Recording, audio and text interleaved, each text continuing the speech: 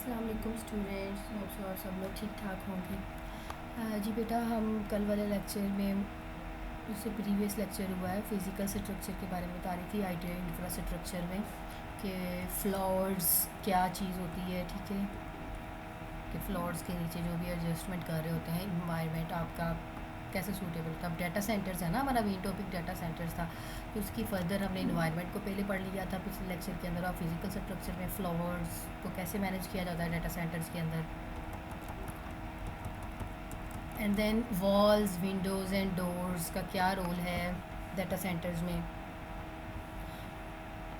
ये हमें भी पता है, जब फायर सेफ्टी हो, फायर सेफ्टी पर्पज़ के लिए हमें करना पड़ता है फिज़िकल इंट्रूजन प्रिवेंशन। अचानक से कुछ भी हो तो उसके लिए हम पहले सेटअप करते हैं wall should reach from the floor to the building ceiling. Wall should have the adequate fire rating to serve as a physical fire wall, मतलब उसको कवर अप कर ले। ऐसी ऐसी अपनी वॉल्स विंडोज़ एंड डोर्स लगानी है, एडजस्ट करनी है कि हम अगर कुछ भी ऐसा हो तो फेस कर सके। वो कंप्यूटर रूम जो है वो अगर ये चीज़ें नहीं प्रोवाइड करेंगे, उसको टोटली बंद कर देंगे रूम को, तो फिर तो उसमें बहुत ज़्यादा चांसेस हैं शॉर्ट सर्किट्स वगैरह होने के। डोर्स, अब यहाँ पे चलो वो तो वॉल्स की बात थी, अब यहाँ पे विंडोज़ और डोर्स की बात है। Windows in the outside of the building, अभी क्या कहा, इन साइड नहीं आउटसाइड ऑफ द बिल्डिंग होना चाहिए। Facing the computer room are not desirable in the data centre if they are present however, मतलब हमें उसको आउटसाइड ऑफ द बिल्डिंग ही बनाना है। पता चले कि हाँ आपकी विंडोज़ हैं, बाहर तरफ होनी चाहिए, उसकी सफोकेशंस निकलनी चाहिए। Doors in data center must be resist force entry and have a fire rating equal to the wall। जैसे वो आपकी वॉल्स के लिए सेटिंग करनी है, इसके लिए भी हमको मतलब एमरजेंसी के लिए क्लियरली मार्क हो सके, मोनीटर हो सके, अलार्म वगैरह लगे, पता चले कि हाँ इसको क्लिक, इसको टच करने से भी अलार्म हो रहा है। तो ये उसकी विड्थ बताई गई है और उसकी हाइट बताई गई है जी। ये उसके बाद आते हैं आपकी water and gas pipes. When the data center is a part of larger building, water or gas pipes may have been installed under the floor।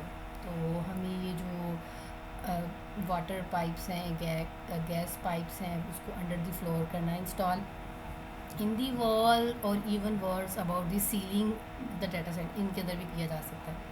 At multiple occasions I have seen leakage from, मतलब वो अपना भी बता रहा है कि बहुत सारी मल्टीपल लोकेशंस के अंदर ऐसा होता है कि वाटर पाइप्स लीक हो रहे होते हैं, सीलिंग जो लीक होते हैं वो डैमेजिंग्स कर देती हैं आपके इक्विपमेंट्स को, और समटाइम्स आपके जो सर्वर्स होते हैं वो भी डैमेज कर देते हैं।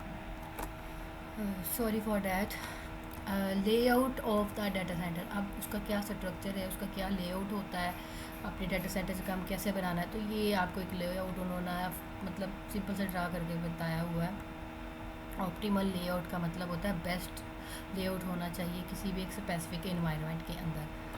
तो अगर ये आपका कंप्यूटर रूम है तो उसका टिपिकली लेआउट ये आपका मीटिंग रूम है, ये एंट्रेंस है, ये ऑपरेटर रूम है, यहाँ पे आपकी स्टोरेज ऑफ स्पेयर मटेरियल्स है, यहाँ पे फायर एक्सटिंक्शन है, ये कूलिंग के लिए है, यूपीएस बैटरीज है, यूपीएस है, इनपुट पावर ट्रांसफार्मर्स है, यूपीएस जनरेटर, मतलब एक फुल फ्लैज एक बेस्ट आपको लेआउट बताया। ऑप्टिमल, ऑप्टिमल होता है best and best. In this example separate rooms are located around the main computer, ठीक है, सेपरेट रूम्स हैं सारे। Provided optimal use of the variable space, data centre contains, आपका जो कंप्यूटर रूम है जो सेंटर वाला है, this is where the actual IT infrastructure components like servers हो गए, स्टोरेज हो गया, नेटवर्क इक्विपमेंट्स हो गई, आपके जितने भी इक्विपमेंट्स हैं वो यहाँ पर इंस्टॉल्ड है। अभी देखा है ना आपने लेआउट के सेंटर वाला जो है कंप्यूटर रूम। अब यूपीएस जनरेटर, ये भी एक अलहदा रूम है। Diesel generator providing electrical power in case of utility power input fails, ठीक है, अगर आप सर्वर शट मतलब पावर ऑफ हो जाती है तो यूपीएस जनरेटर का प्रॉपर इंतज़ाम होना चाहिए।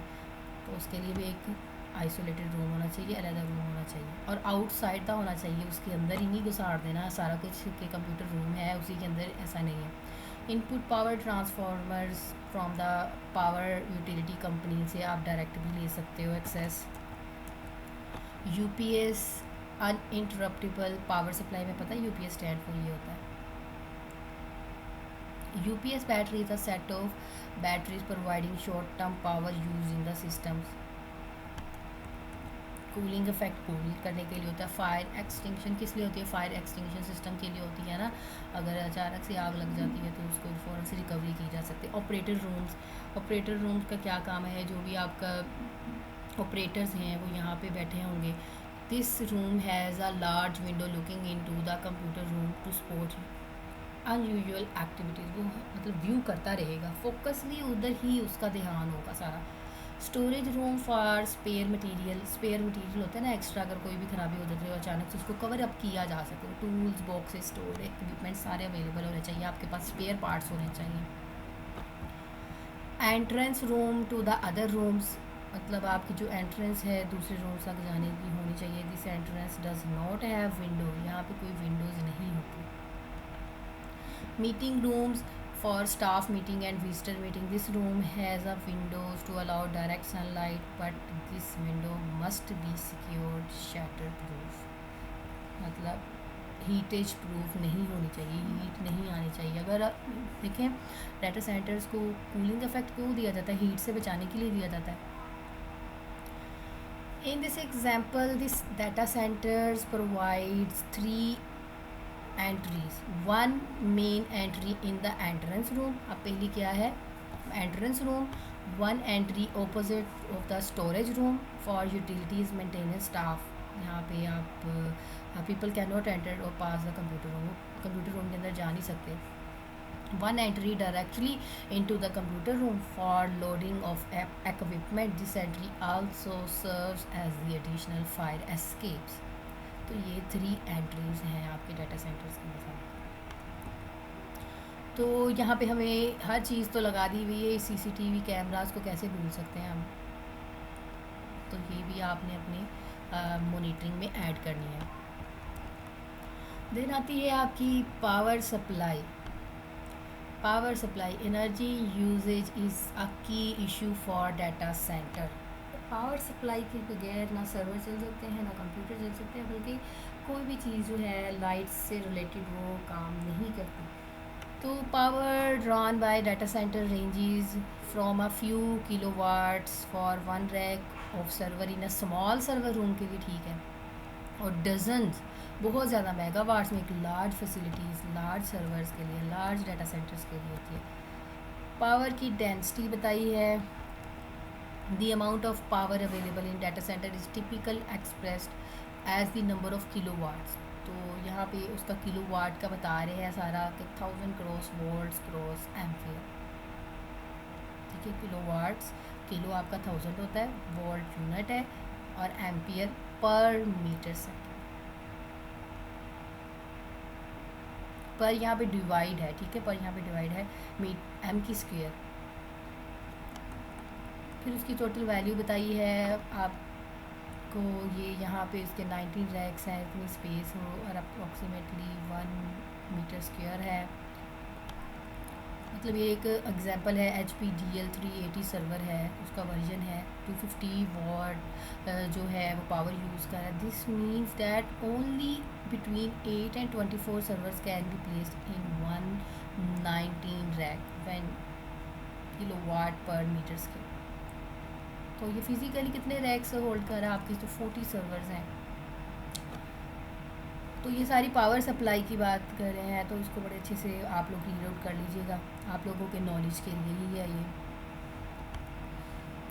ठीक है, मल्टीपल CPUs, मल्टी कोर होता है ना आपका सर्वर, आप उस सर्वर के साथ कितने सारे सिस्टम्स अटैच होते हैं, तो वो सबको उसने मल्टी कोर मतलब सबको पावर सप्लाई उसकी वजह से हो रही होती है। अनइंटरप्टेबल पावर सप्लाई UPS, ये भी तो पावर सप्लाई के अंदर ही आते हैं। अगर आपकी अचानक से डैमेजिंग हो जाती है कोई भी इक्विपमेंट की, तो हमें ये प्रॉपर्ली इंतज़ाम करना चाहिए। जैसे कि ब्लैकआउट क्या? Total loss of power. अब टोटल लॉस हो गया, पावर फेलियर हो गया, तो अब हम क्या करना है? लाइक ह्यूमन एरर्स की वजह से हो गया, लाइटिंग स्ट्राइक्स की वजह से हो गया, डैमेजिंग की वजह से हो गया, तो हमें इस टोटल चीज़ों से जो है वो बचना है। सर्च लाइक ये कह रहा है कि यूपीएस का इंतज़ाम होना चाहिए इन चीज़ों से बचने के लिए। A period of high voltage also known as swell, आपका हाई वोल्टेज जो है वो इसकी वजह से भी समटाइम्स पावर जो है वो शट डाउन हो जाती है। Typically cause due to the switching of heavy equipment, आप इतना बर्डन उसके ऊपर डाल रहे हो, spike instantaneous jump in voltage, अचानक से करना उसके ऊपर। Typically cause by lightning strikes. Brown out, voltage drop हो गया, ठीक है जी, सैगी सा हो गया, फ्यू सेकंड्स के अंदर ही पता भी नहीं चला। इलेक्ट्रिकल ग्रिड्स हो सकते हैं, स्विचिंग, ये भी आपका जो होता है ना ओवरलोड, हम जब स्विचिंग डिवाइसेस या राउटर्स के ऊपर डाल देते हैं तब उसकी वजह से होता है। वेव फॉर्म इश्यूज हो सकते हैं, फ्रीक्वेंसी, वोल्टेज डिस्टॉर्शन, नॉइज़, किसी भी वजह से आपकी पावर सप्लाई जो है या फिर आपका जो स्विच है उसका कन्वर्टर जो है वो काम नहीं कर रहा, अचानक से इशू क्रिएट हो गया, तो ये वेव फॉर्म इशू होता है। तो इन सारी चीज़ों से बचने के लिए हम यूपीएस को जब इंस्टॉल करते हैं high quality electrical power use करें, इंडिपेंडेंट होना चाहिए वो आपके यूटिलिटी पावर से, ठीक है। अगर उसी के साथ ही अटैच करेंगे तो फिर कैसे काम करेगा। और यूपीएस इंस्टॉल करें जैसे कि फ़िल्टर्स हो गया, डीजल पावर जनरेटर्स हो गया, तो different set of heavy batteries इसके लिए यूज़ करें, अच्छी बैटरीज यूज़ करें। जितना अच्छा केमिकल होगा उतनी अच्छी बैटरी होगी। पावर जनरेटर्स, जी यूपीएस के अलावा आपके पावर जनरेटर्स होते हैं। डाटा सेंटर्स जो है ना वो एक्चुअली ज़्यादा पावर जनरेटर्स को यूज़ करते हैं। अगर आप यूपीएस यूज़ करें तो उसके लिए बहुत हैवी केमिकल वाली बैटरी जो है वो बेटर रहेगी, अदरवाइज़ पावर जनरेटर्स हैं।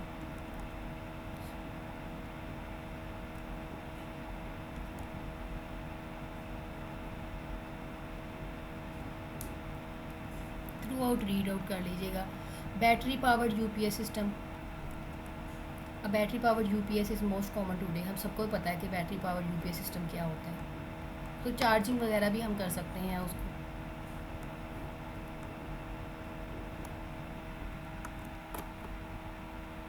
तो यहाँ पे 3 टाइप्स की बैटरी पावर यूपीएस हैं, जिसमें आपका आता है स्टैंड बाय यूपीएस सिस्टम, इसको हम ऑफलाइन सिस्टम भी कहते हैं, ठीक है। Are typically using small setup, किस पर्पज़ के लिए होता है, स्मॉल सेटअप के लिए, फ्यू वर्क स्टेशन और सर्वर्स, बस इससे ज़्यादा नहीं। ये स्टैंड बाय यूपीएस हम अपने घरों में भी इस्तेमाल कर सकते हैं।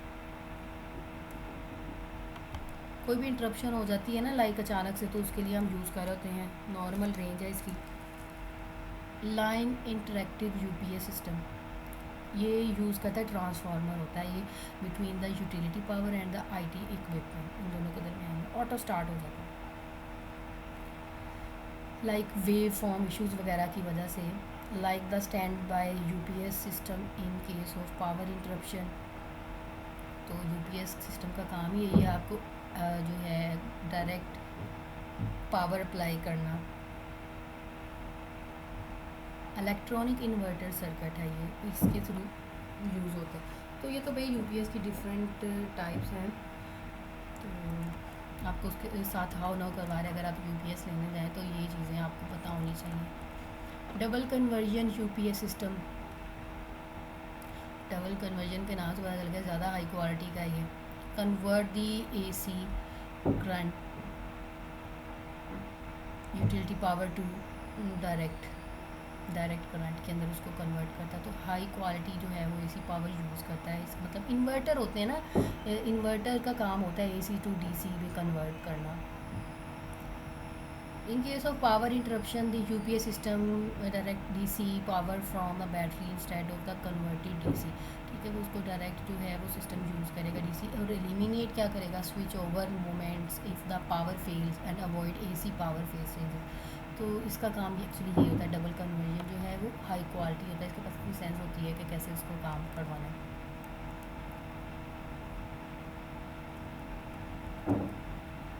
Fly wheel UPS system, flywheel UPS system also known as the rotary UPS system are relatively new, मतलब न्यू है ये concept। flywheel technology itself is already decades old, जैसे कि flywheel kinetic energy यूज़ करती हैं, stored in rotating heavy wheel to drive a generator, a motor which is using electrical current from the utility grid to provide energy to rotate। flywheels होते हैं spins constantly to maintain read source, मतलब उसने अपनी through out हर management करते जाना है, checking करते जाना है।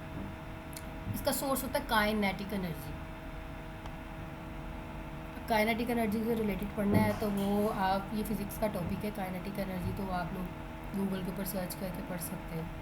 तो फिर ये सारी चीज़ें आपको क्लियर हो जाएगी कि किस टाइप के जो हैं वो यूपीएस सिस्टम है। ये ज़्यादा मतलब ये कह लें कि फ्लाई व्हील जो हैं power for about 10 to 20 seconds before they get slow down too much, पहले स्टार्टिंग पे होते हैं, फिर उसके बाद इनकी जो वर्किंग होती है वो एफिशिएंट होती जाती है।